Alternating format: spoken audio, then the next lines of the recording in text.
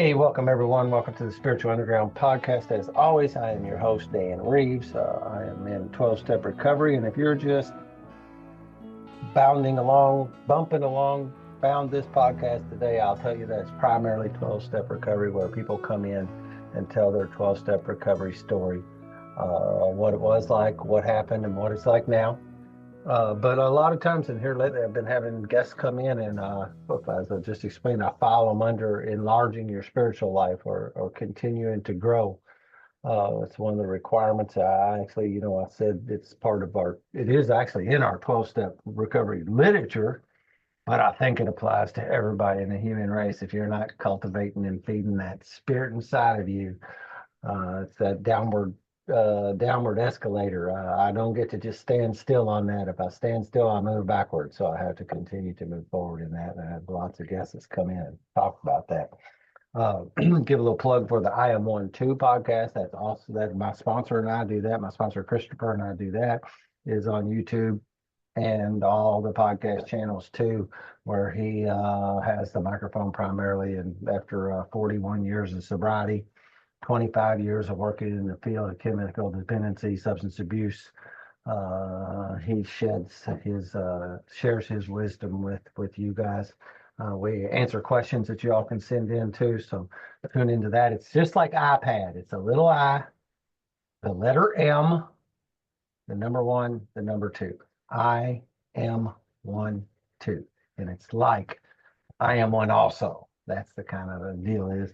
I have some posters to put up, but I'll run out of that poster tape someplace, so they're not behind me at the moment. I had some smaller ones and one of the bigger ones. My guest today is Daryl Potter. I've been having a lot of people come in. I have like a bio in front of me of who Oleg says he is. We don't even know if that guy knows for sure. I'm sure you put some into that. So here in just a moment, I would, like I said a minute ago, I'd rather you introduce yourself and what you do and how you ended up on the other end of this podcast microphone for me.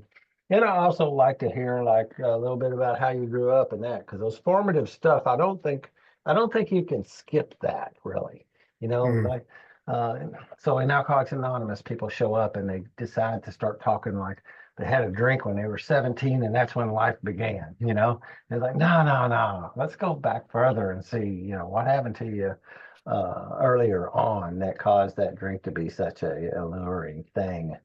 And so anyway, I like to hear some background on folks where they were from. Let me ask you the first question, Daryl. How you doing today? Everything going good? it's been a fantastic day. I'm at the end of a work day, which is why the outfit here. I didn't take the time to put on something a little more comfortable, but Yeah. I'll What do do you that do for a whenever we're living? done talking. What do you do for what when we say work day? What's that doing? Yeah, so I run a couple of careers simultaneously. I've worked for 34 years for one of Canada's largest banks. So a finance, product development, product management sort of HR. I described to my friends I'm on my seventh career, same pension. So worked various places in the bank. And then I have a writing career that I run as a side project, which the bank allows me to get away with. So Wow, super that cool. keeps me busy as well. So you're coming to us from Canada? That was I gonna be am my in that Canada was now. gonna I be grew my up in second question. Yeah, I'm in Canada now, Toronto area. I was originally on the West Coast, both of Canada and the US. I grew up in California, Hmm. but born in Canada, grew up in California, and moved back to Canada when I was 19, Uh, which is a that's very long time ago. it don't look like it was that awful long ago. More Um, than 3 decades. so I always hesitate to ask people what they do because it's a kind of a funny question. It's like, well, what do you Mm, do for money? What do you do is a different question than what do you do to keep the lights on. right. What I do is I live a life of recovery. I do some other things to make sure that the insurance is paid and the house payment and that kind of stuff. But Yeah. uh, I've got a really good friend, and that's what he says. The same thing. He says, "This is what I do. This is who I." He goes, "This is who I am. This is not what I do. This is Mm. who I am." So tell me, you said you grew up in California. How was growing up in California? It was a good experience. By the way, I like what you just said about the. Can I back up to that just for half a Absolutely. second? So, Amen. if I were to take your friends, who are you? I'll keep it on the career side of things, but it applies, I think, to all of my life. If you want to know what makes me tick, give me blank paper and people. I Wow. like, whatever job I have, whatever hobby I have, whatever social interaction I have, I want blank paper. I want the opportunity to be creative, to start with no formula, no description, no, let me decide what happens to that blank piece of paper. I can be happy doing just about anything. Um, and then likewise, give me people. And by that, I mean the opportunity for people recruitment, people development, people promotion. Give me something so that on my deathbed, I know that I've changed generations of a family by helping someone along their path, even if it's not directly tied to my workplace, but it's just helping a buddy out with a resume or a buddy's kid out with, mock interviews as they get ready for their first job or what have you. So who am I outside of whoever's paying my paycheck, currently? Um, that would be who I am. Give me blank paper and people, and I can do whatever. Yeah, I think we are called to help one another. We always say, yeah, help God's other children somehow, You some got it. way. And again, that's another just as important as growing my own spirituality and cultivating that. Mm, Then I also need to put that, share whatever I learned there and do what I can to help other people. And it seems to you be got it. there's these elements of this.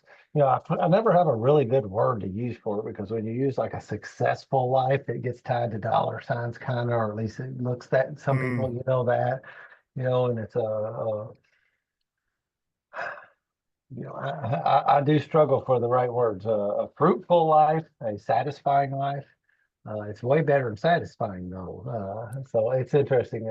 I Those like a kinds of meaningful life. a meaningful life. Yeah. Amen. I like that. Yeah. Yeah. So you grew And up with a couple parents and yeah, I good grew up upbringing. two parents they're still married and my sister, so Awesome. just the four of us, small town, Northern California, farming country. John Steinbeck kind of country for your literary listeners. Um, so not what people think about when they think about California. My neighborhood was rice fields and almond orchards, walnuts, prune plums, alfalfa. That was the summer jobs I had early, and whether it was driving a tractor or it was pruning trees or handling the irrigation in the rice fields. The I was homeschooled through high school. I went to regular school for elementary and junior high, but high school was homeschooled, and I actually essentially moved out of the house at 13, working a night shift job. So I would leave the house 6 p.m., start work at 7. I'd be done 7 in the morning, be home by 8 p.m., breakfast, and then off to school. It was a night nurse job, so obviously there was some sleeping involved, but there was also a lot of getting up in the night involved. And I did that from 13 to 17. And in the summers, worked, like I mentioned, in the farms and construction and other various manual labor stuff, and then immigrated to Canada when I was 19. Uh, Although I've been told recently I'm not allowed to call it immigrating since I was born here. So whatever it is, repatriated myself on my own back to Canada, and wound up going to school out west in Vancouver. Is that why you moved back to Canada? Was you go to Uh, school? it actually was because I wasn't a U.S. citizen. I was a permanent resident alien. Um, And so at the time, it seems really cheap now, but at the time I had the option of coming up to Canada here and paying $1,700 a year tuition and staying in the States and paying permanent as resident alien rates, which were $10,000 a year tuition. So it was kind of a no-brainer to come Yeah. back to Canada, and then I never left. Yeah. Um, that wasn't the plan at the beginning, but it's a plan that worked out for me, and I've enjoyed it ever since. And my life kind of went like that. It never has gone to plan. And I Mm, don't know that I ever made a plan. I've mm, been pretty decent at this scoot along as the breeze takes me kind of thing. right. And things have tended to work out like that. so I can understand it. What'd you go to school for? Originally, I did chemistry out west, and then I finished up with a general studies degree, which is a fancy way of saying a lot of science and then just about every other course in the book. So it's a very general degree. I'd say if I was advising a writer or a banker, um, it's actually probably a good degree for a writer because you wind up doing like first and second year of everything. Um, but for the banking side of things, I probably should have done economics or finance or commerce or something more more normal. More in line with it. Yeah, it's sometimes I feel like some of that's underrated. You can there's a it's a check the box thing. It does say you finish something, but I do know a lot of people who went to college that are not doing what they went to college for. They're Mm, doing yeah, stuff, something else fit them better or whatever. They stumbled into it, and they're not doing what they went to school for. I see a book behind you that says something more, hmm and I have a really I listen to a lot of recovery audio. It's probably the reason why this podcast happened is because early on I was listening to these speaker tapes, and those have been getting passed around in glove boxes and cassette tapes and stuff right. for from way back. Like in almost to some extent, I look at it as like those were the original podcasts that got handed around Mm. from glove Oh box yeah, to yeah, glove box, where people here, you got to listen to this guy, right. and they're swapping them and all that kind of thing. And of Sure. course, now they're all people took it upon themselves to digitize them, so there's just hundreds of thousands of speaker tapes on the internet. It helped rewire me from that Mm, drinking and doping thing. I had everything tied to all my music, sports, all that kind of stuff was tied to drinking and using. So sure. anytime all that stuff was triggers, and a guy offered me that, and I started listening to those tapes. But I've got a handful of favorites. Actually, I spent last Monday with one of probably my very favorite down in Nashville at his house. He had invited me to come down and sing. And then next week he's coming up here and I'm taking him fishing in southern Indiana. Oh, nice. It's super cool. It's a little bit of I tell people, I say, it's like if you were a high school quarterback and Tom Brady invited you over. Mm, That's the way I feel about it. But where I'm going with this is one of those men talked about, and he said, I smell more. mm, And it really resonated with me in my recovery life because I like smelled more. There was like this urge for more growth, yeah, more the next step.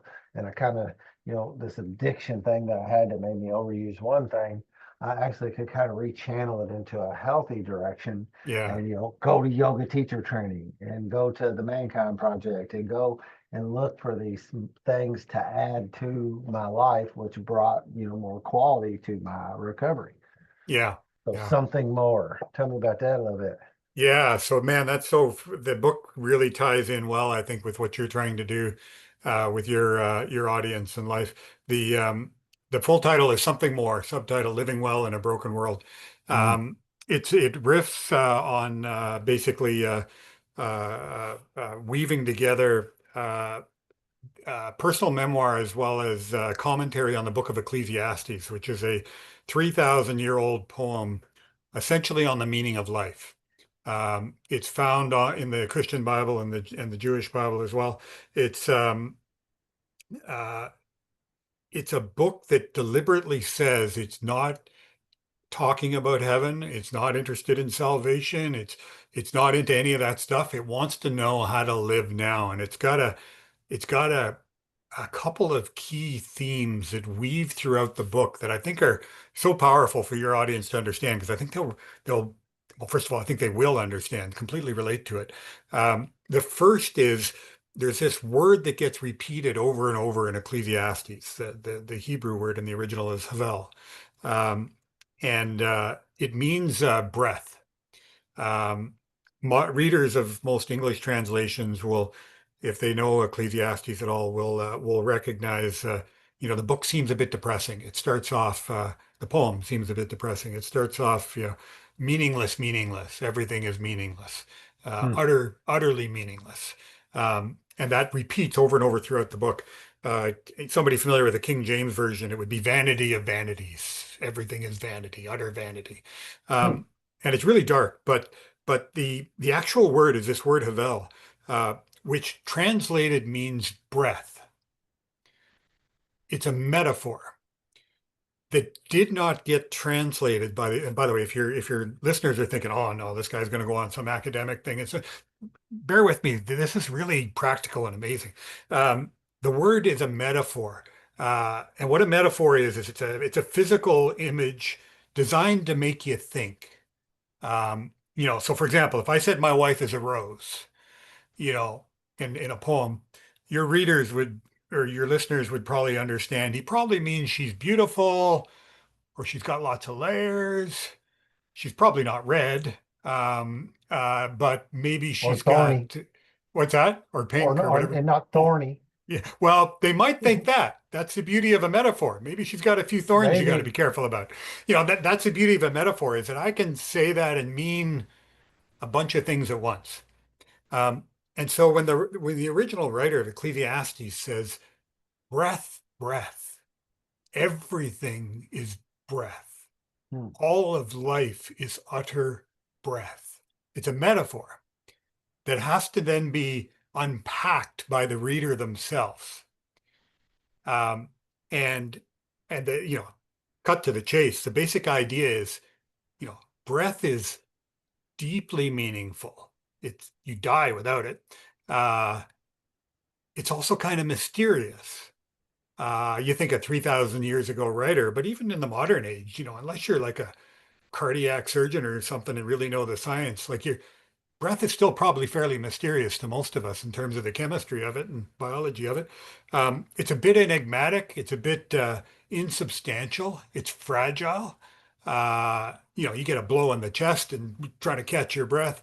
Um, it's hard to control. You can bottle up your mouth and nose, and if you're so incredibly willpowered that you pass out, well, congratulations, you passed out and are going to start breathing again. So it's hard to control. It's repetitive. Like, holy cow, the number of times you take a breath in a day. Um, and you really, really need it and you really, really want it, and it never satisfies. Like you never, even if you go to yoga, they teach you some breathing stuff, but you never have like one really good breath. And it's like, I think I'm good for the rest of the week. That was a good one. Like, so this image is awesome. Totally screwed up by the translators who were like, hey, we think people aren't smart enough to figure out how to interpret their metaphors. So we'll interpret them for them. Um, and not only that, they interpreted it bad. Like if I said, my wife is a rose, and somebody translated me to another language and said, yeah, Daryl's wife is a violin. That's stupid.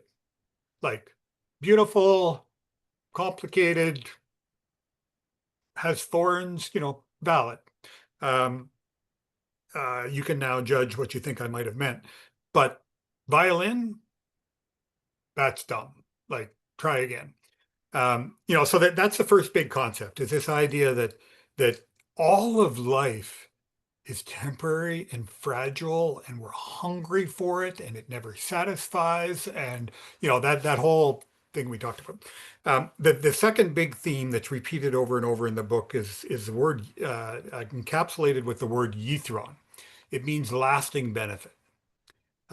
It's the thing we want, that lasting benefit for our actions, our relationships, our efforts, our sacrifices, our whatever experiences. We want to be filled. We want that satisfaction. Um, and and what the writer, he's a king, by the way, a super rich, super wise, super wealthy king who goes on a lifelong quest, which is what Ecclesiastes is documenting, to figure out if life is so much havel, so much temporary emphasis, all that stuff, and I got to find yithron somewhere. I got to find lasting benefits somewhere. Um, and he literally, he tries partying. He probably needed a 12-step program, whatever that looked like 3,000 years ago in his life. He tries partying. And when I say tries, I mean he didn't do it for a weekend. He did it for a decade or two. Um, he tried sex. He got married 1,000 times. Like that's kind of ridiculous if you think about a lifetime. And, he would have needed court staff to tell him the names of who he's sleeping with tonight. Um, this is kind of crude, but he didn't really need pornography. He ordered from a menu. Like, that's gross. But the point is, he pursued that kind of a lifestyle for a while. He tried intellect. He wrote books on botany and architecture and engineering and all sorts of stuff.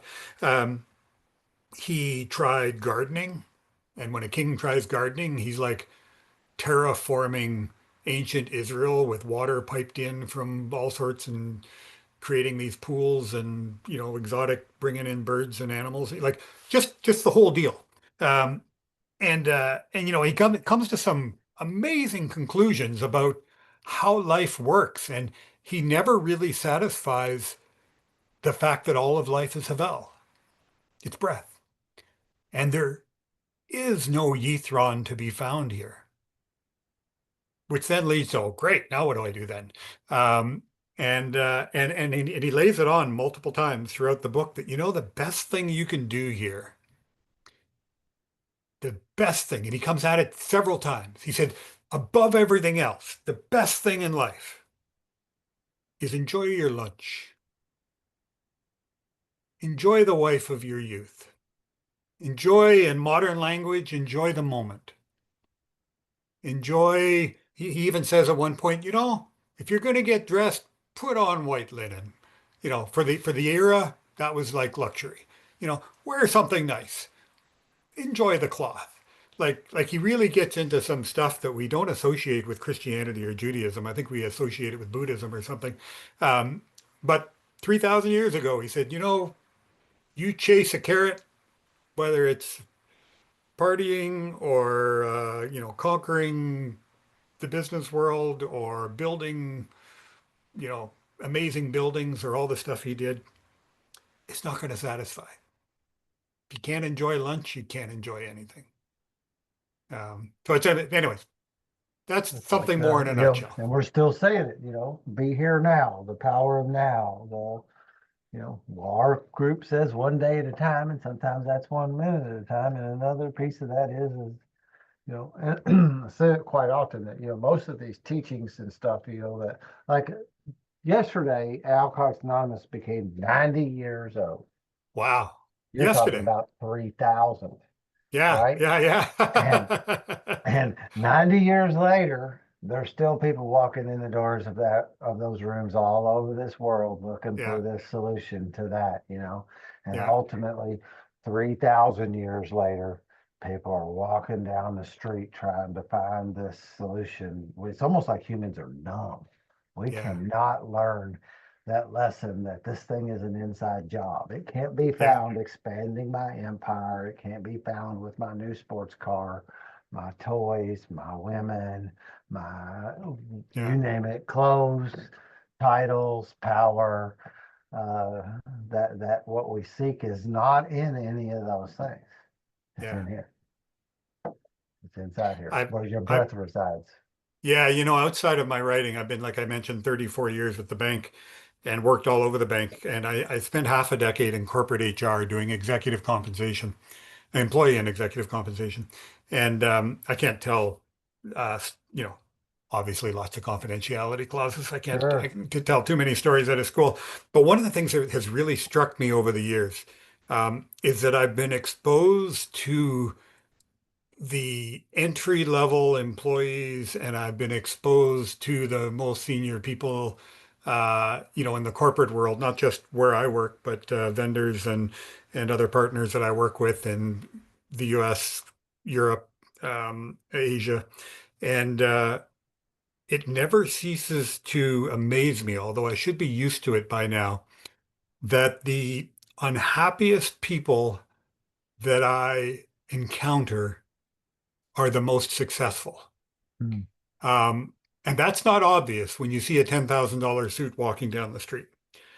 But the uh, the reality I've observed is that the man or woman with the $10,000 suit and the ludicrously expensive car um, is the one who is most aware that they haven't found that something more yet, because the entry level still thinks they can get there.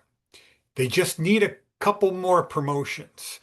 They just need to hit that certain zero at the end.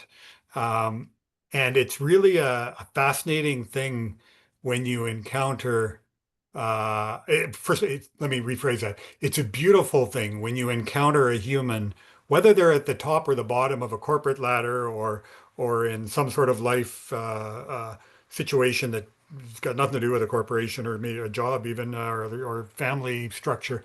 But wherever they are in life, they have learned to enjoy lunch. They have learned to be happy in their skin.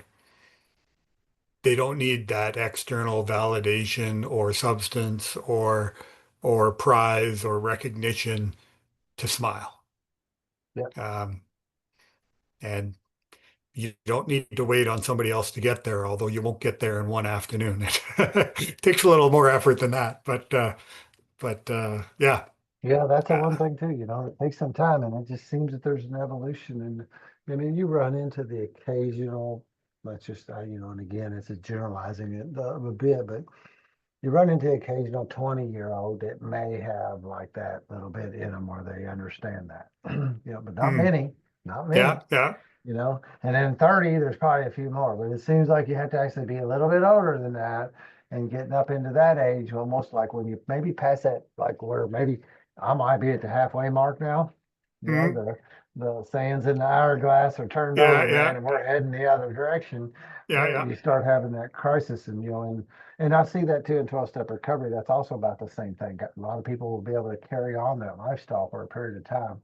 And then someplace around there, it just isn't working anymore, and they hit their proverbial bottom, whatever that is, yeah, and need to look for something else. And again, it seems to be that that's a parallel for everyone almost. There's this rare individual that kind of gets to skate through life with things being pretty good all the time and really no problems and don't struggle with any kind of things from they're carrying from childhood or hmm and they have a little but not I just don't see that very often. Most You're of us right. have a thing and even some of those that look like that I don't necessarily know that I believe them. Right, right. 'Cause I can feel the energy in them just is not that's the energy you're showing is not the energy I'm feeling. Yeah, I hear you. I hear you. I like that. These ancient teachings, and the man had said a long time, well, guy in 12-step recovery said he likes to draw from as many ancient spiritual teachings as he can. And a lot of people come into 12-step recovery with blocks towards Mm, Western religion here yeah. because they were somehow or another oh, I'll just say at some level, because people think the word trauma means that you've been really beat up with something. It doesn't have to be that. It can be, Mm, but they have some trauma that's happened in their religious life that went against them, went against their soul, went against their gut feeling, and then they come in here and they got it blocked off. And like when people, and I still have it in me a little bit, even though I'm way more open than I ever was. And I love hmm what you said there, and I can twist myself. But when I first hear Ecclesiastes, Yeah, boom, yeah. right out there to Walls that. go And then you up. said it was a poem, and I was thinking, I thought it was in the Bible. And then you said it is, and I was like, well, that's where I've heard it from, man. Yeah, yeah.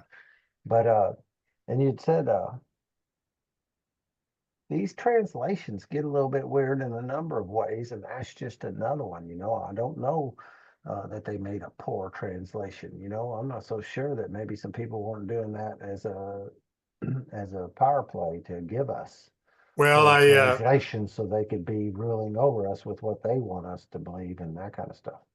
I actually talk about how we got here, and there's a very particular individual who's to blame, and he's been dead for 1600 years, so we can't go We beat can him up talk about about it. him. Yeah, we can talk about him behind his back now. But I talk about it in the book because I was quite curious. How in the world did we get here? So I started crawling back through the English translations. I can be a bit OCD that way. Just, trying to detective my way back to the beginning. And it was the original Latin Vulgate that started the problem.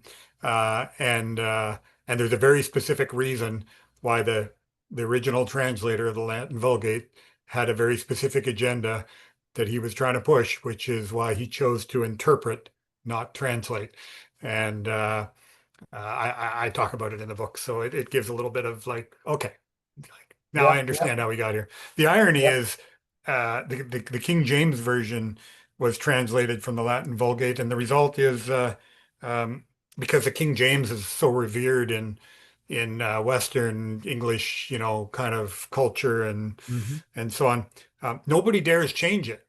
Um, if anybody actually published an English Bible with that in it, like people around the world would be all upset, even though it's like, but that's what it says. So you can pick up all sorts of commentaries and scholarly references and stuff will point out the problem, but heaven forbid a publisher should actually make the correction. Nope, Yep.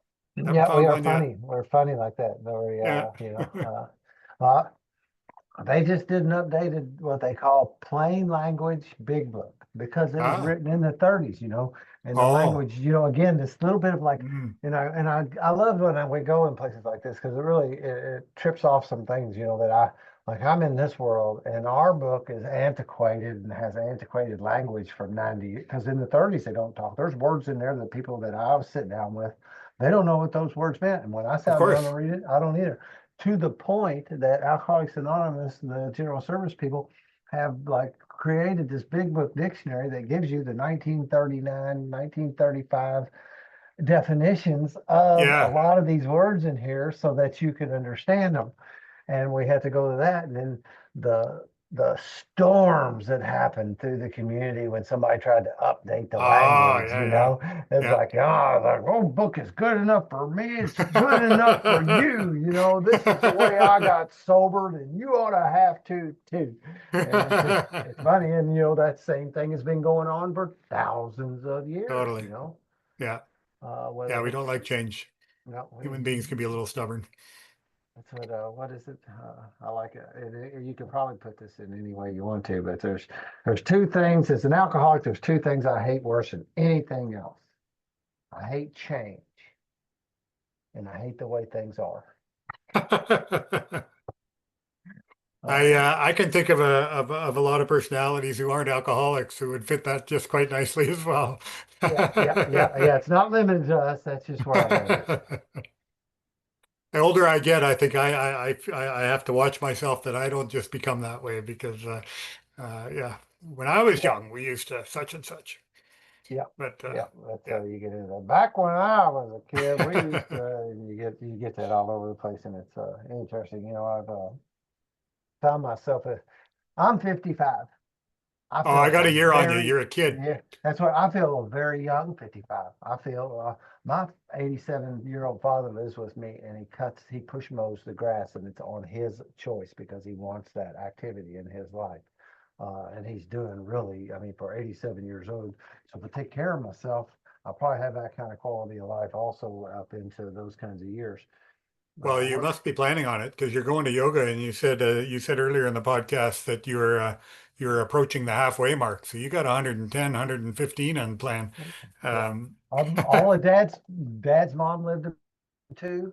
All his aunts and uncles, her brothers and sisters, all lived above or to the century mark. yeah. Uh, Well, your odds are it's good. possible. I did a lot of hurt on myself when in those first 45 years, or I guess I didn't drink the first whole 45 years, but from about Sure. 15 years to for 30 years of that 45, I was pretty hard on myself. But I come out in pretty good shape. A lot of people don't. I Yeah. had friends that would stand beside me, born the same year as me, look 10 years older than I did. And it's genetics. It's all just luck. Yeah. Nothing I did to earn any of that. Uh, where I was going, I work for, I got hired for a film place when I was 20 years old as a draftsman. And they quickly, over like 5 years' time, they promoted me to engineer. And I worked there for 28 years. And in 2019, they laid me off pretty much out of the blue. And it was a Wow. reduction in force. Sure. Yeah. And things. Hey, they gave me a good severance package and treated me right and everything, and it was no big deal. Although it was shocking because if you work Yeah. someplace that long, there was still. But I do have this in me as a result of being a recovered individual and being in contact with a higher power of my understanding that I have a relationship with all day long. Hmm. I'm in conversation. I Hmm. used to think I was talking to myself, and maybe I was, I don't know, but I rewired that talking to myself to this other conversation with this Sure. spirit of the universe, and it Hmm. works for me. But so when it happened, I knew one door closes, there's going to be something else. I just need to be patient. It was a good severance package. I started doing yoga every day. I had a really cool girlfriend that was fun to be with, and she had as much freedom as I had. So I mean, it was good. And Mm. and then this, hey, I'm really handy, and this handyman thing fell out of the sky for me. An old friend of mine. Matter of fact, I live in the house I grew up in. She lived 5 doors up the street, and she called me up, and she's a realtor now, and she's the same age as me, and this was 6 years ago, I guess. And she had some stuff she needed done on a house that she was trying to sell, and she knew I wasn't doing anything, and when I wanted to come and do it, and I did. And then she called me back, and her friends called, and the next thing you know, I had this full-time gig. And then my company called me back in March and wanted to know if I wanted to come back and made me a deal I could not refuse. And Wow. I've got a really good clientele and a little bit of a decision, like I don't know which one I want to do, but where I'm going with this to circle all the way back around is that I had spent all that time there working, and now I've come back and I'm like this old man in there because of these, and I have to watch myself, and I'm trying not to do that back when I was, Yeah, what, yeah, yeah.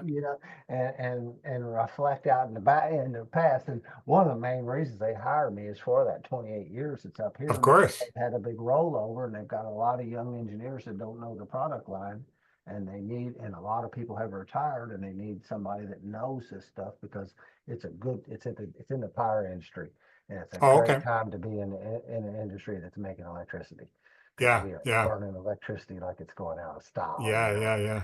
You got So that. it's kind of, but it's interesting that all of a sudden I went from this real young feeling.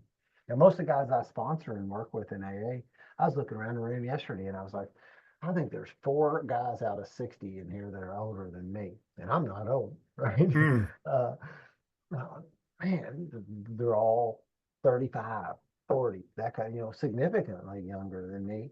And I don't feel it, and I think it's mm, some of this same kind of living this life in this way that this gives you this staying in the moment, keeps you from feeling old.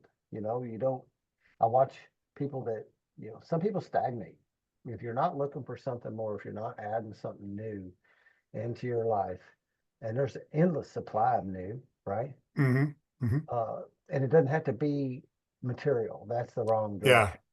yeah. You know, it's knowledge. It's learning something new. Learning to play an instrument, You got it. learning to crochet, learning to play chess. That kind of stuff is what the kind of things I learning to do yoga, Tai Chi, any number of infinite number of things that you can bring into your life that actually will bring value to you I'm a rather big than believer that that the material stuff. stereotypical midlife crisis is uh, is really just your brain shouting out, "Okay, we're in a rut. Time to time to mix it up. Time to do something different." And obviously, far more. There are healthy choices, and then there's uh, you know, uh, unhealthy choices that can, you can seriously regret 10 years later. But I do think that, our basic biology even just wants us to shake it off, which is where that, like I say, that midlife crisis, I think, comes from.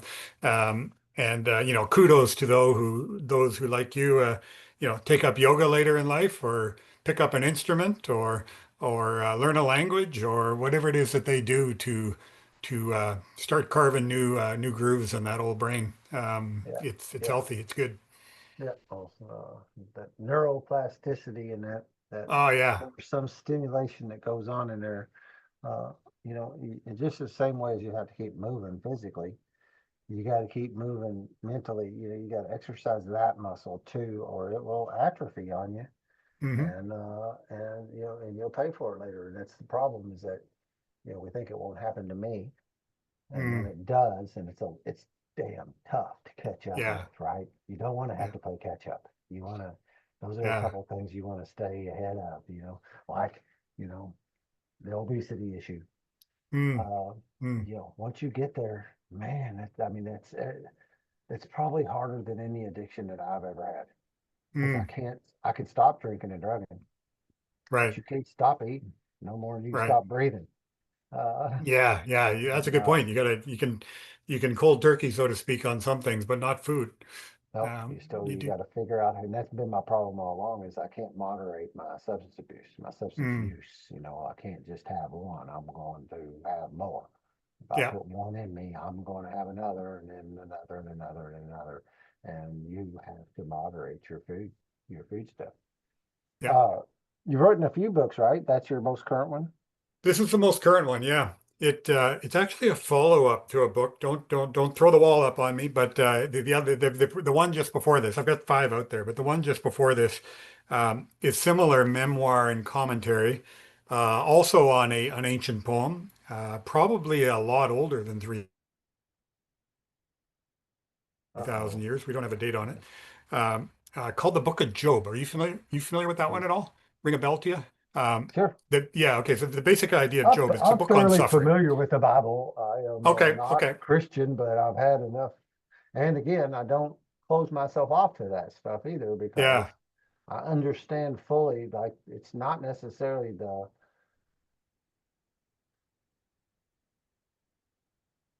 necessarily a factual kind of stories. These things are more like parables, at least in my understanding, that they're to teach me lessons about living life, Mm, not to try and pick the fact, to throw the fact checking team on to see could that right. really happen? No, no more than, most stories are that way. Pinocchio is that way.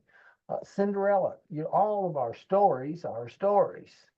We put a lot of weight. People like to chop down the Bible because some of the stuff in it seems fantastical and couldn't happen to be true. And read the big book. It's got the same stuff in it, stuff that you go, I don't know if I can believe that. And you can be that guy and just block yourself from the lesson that's within the story. Or you can go, Mm, okay, let's lean into this and see what this is telling me. yeah. Yeah. So I wrote the Job book. The bottom fell out of my life 24 years ago. Uh, and For me, it wasn't a an addiction problem. For me, it was an existential crisis related to the birth of my daughter. So Mhm. my wife worked for a law firm. I worked for a bank. We're living on Vancouver's west coast, living the life, going to Hawaii, enjoying everything. Decided after 4 years of marriage, we were going to have our first child. Daughter was born after a, healthy, ideal pregnancy. Things were fantastic. 10 days into her birth, we knew we had a problem. Um, she moved into a children's hospital almost right away. Um, she nearly died so many times her first year, and she wasn't diagnosed till 8 years old, where we were told that what she has, most kids don't make it past age 3. Um, and The majority of those, meaning like 99% who make it past age 3, are gone in the teen years, probably the early teens.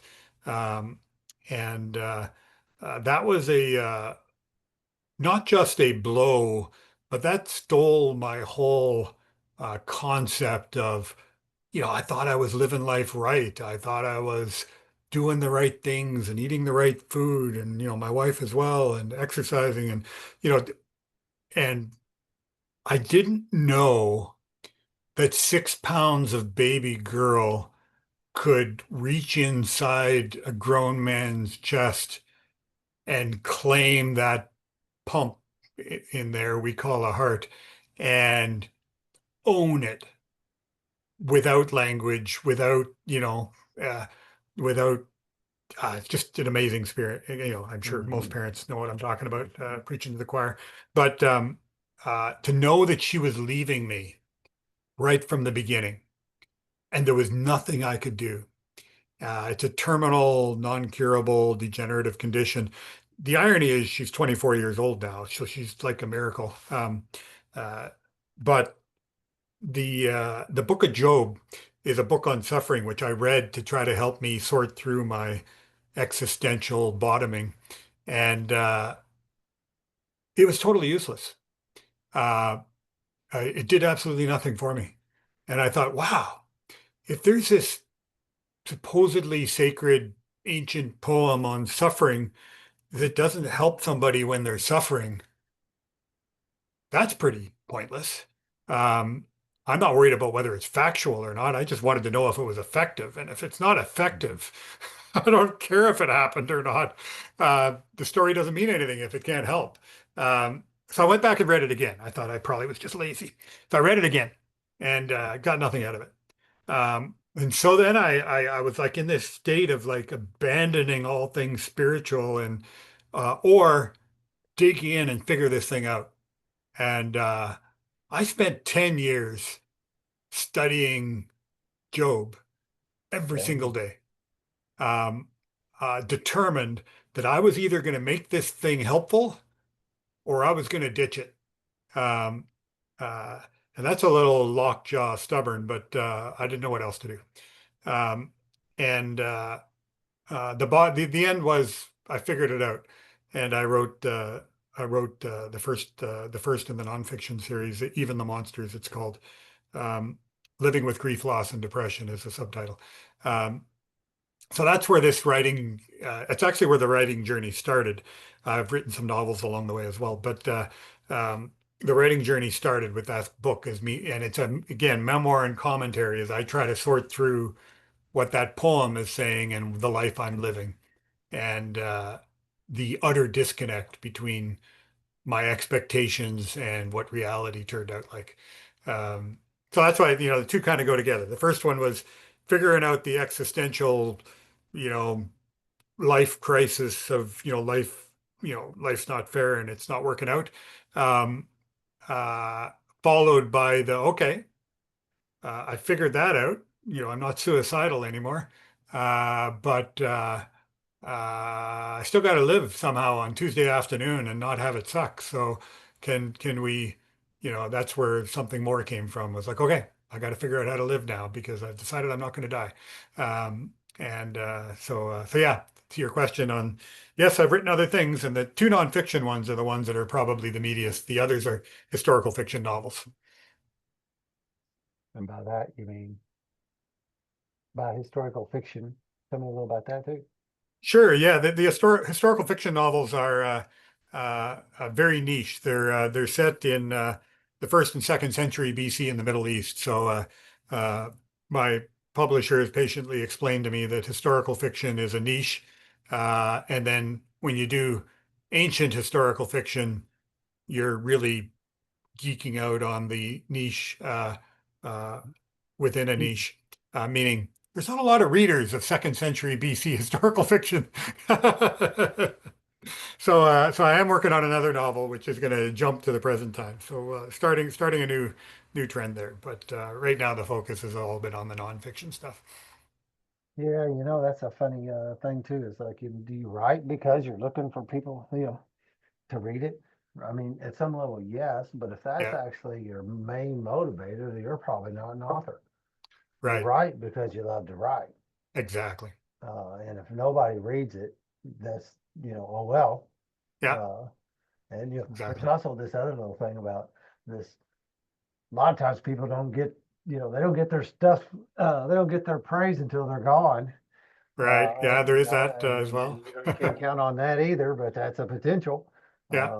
A lot of great writers didn't know that their stuff was going to turn out. I'm sure they didn't know their stuff was going to turn out to be what it is today at the time that they passed away. My sponsor, who I spoke about earlier, writes also. And he's got some novels and he's written a thing about the 12 steps.